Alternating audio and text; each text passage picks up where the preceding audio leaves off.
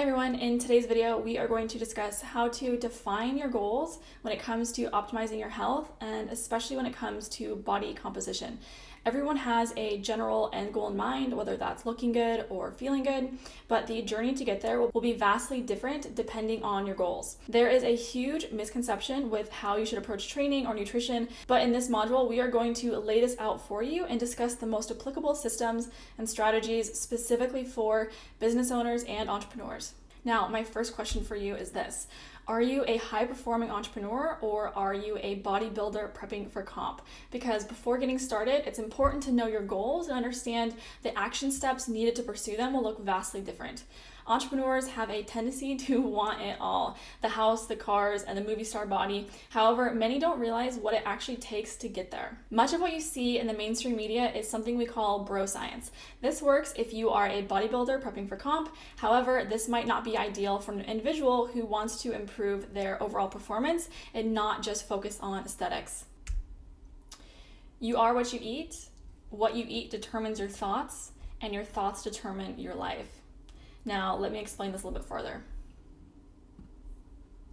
So the way what you eat determines your thoughts is certain foods. Let's say this is like, I don't know, a piece of meat or something.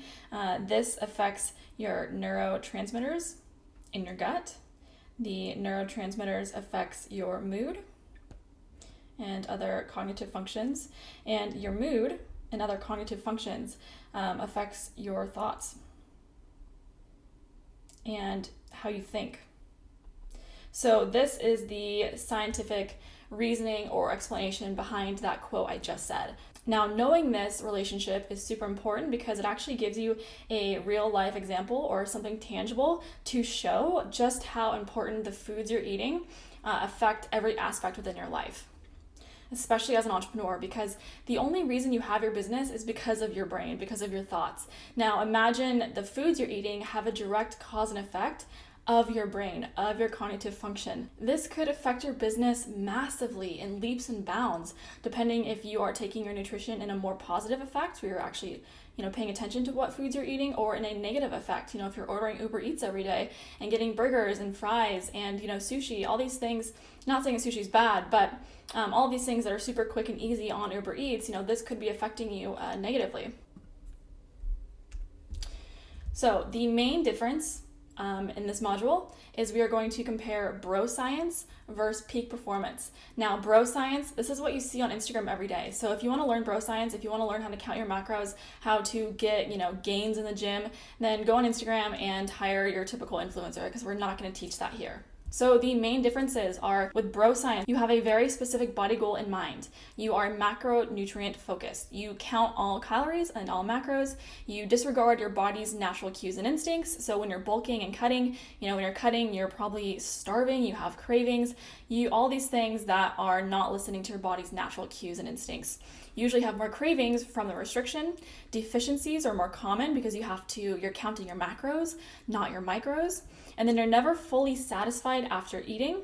Again, this depends on how nutrient dense your foods are.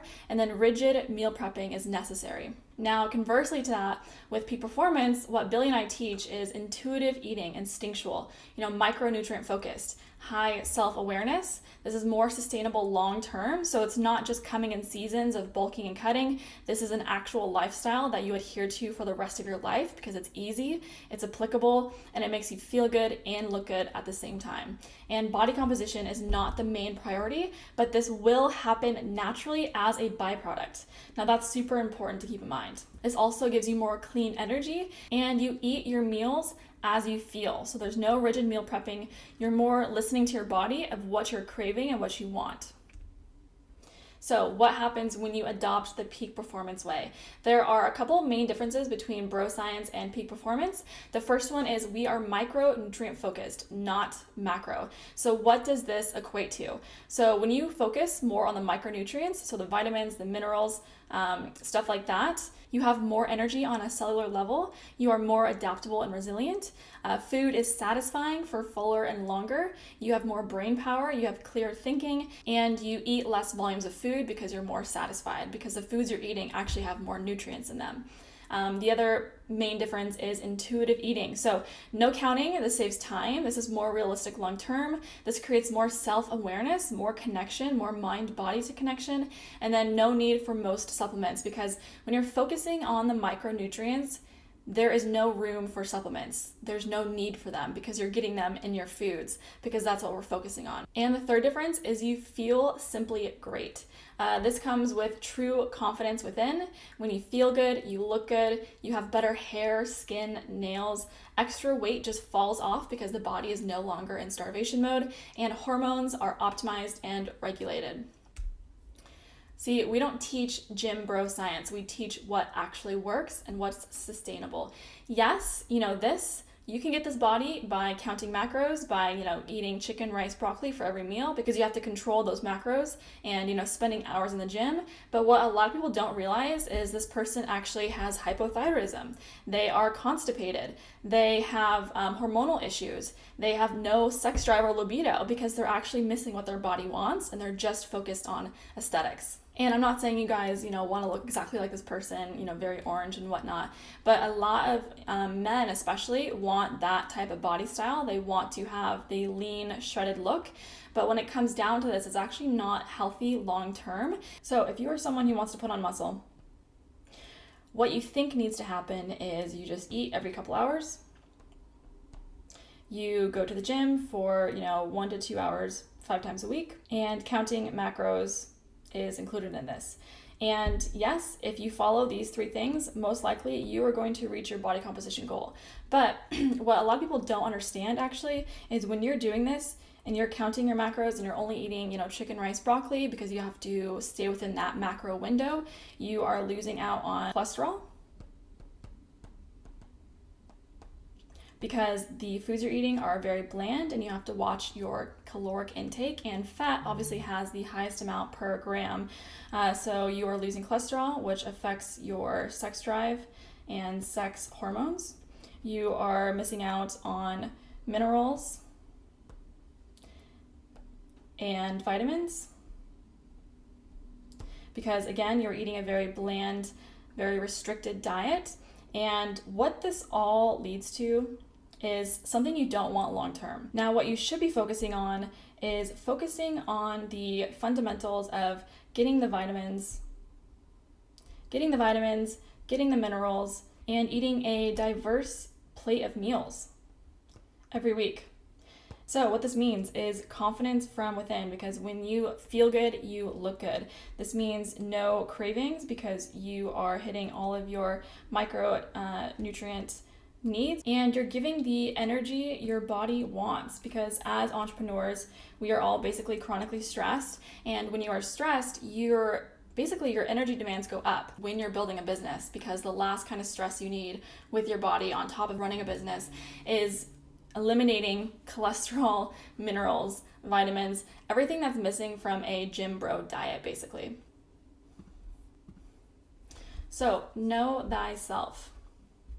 Your body is dropping hints every moment. You just have to stop and listen. As an entrepreneur, we are always on the go. This gets us out of touch with your nervous system, your mental and digestive system. It is important to stop and relax before eating your meal. If you eat food while in a stress state, for example, working, you're driving, or watching a suspenseful TV show, this will draw you out of your rest and digest and into your fight or flight response.